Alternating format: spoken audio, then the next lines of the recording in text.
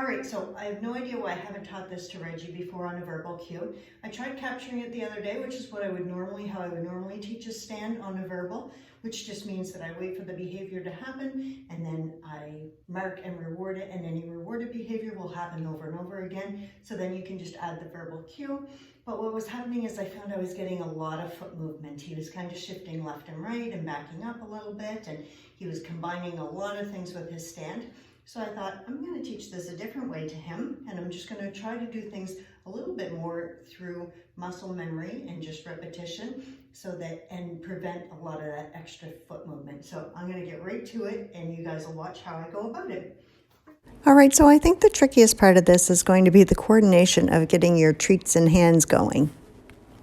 Okay, so here you can see I'm cueing it down, and I reward the down, and then I use a hand target to bring him up into a stand position.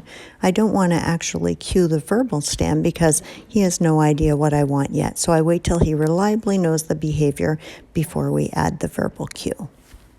For the first few hand targets, I have a treat between my index finger and middle finger. Here you can see I've removed the treat from my hand target hand, and I'm just using a flat hand target now to cue the stand.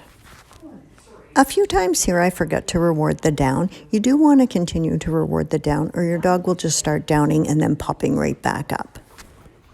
Down, down,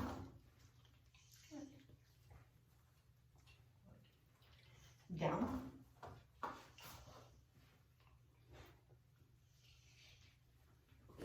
All right, so here you're going to see I'm going to start adding my verbal cue stand. Ideally, what you want to do is say the verbal and then present your hand target, and then gradually we're just going to pair together the word and the hand target, and then we're going to start to delay the actual hand target cue. So we're going to say stand and then have a little delay before we present the hand target. Stand. Down. Stand. Down. Stand. I'm not meaning to sound stern when I say the verbal. I just want to make sure that he clearly hears the cue before I actually put my hand target up. Stand. Down.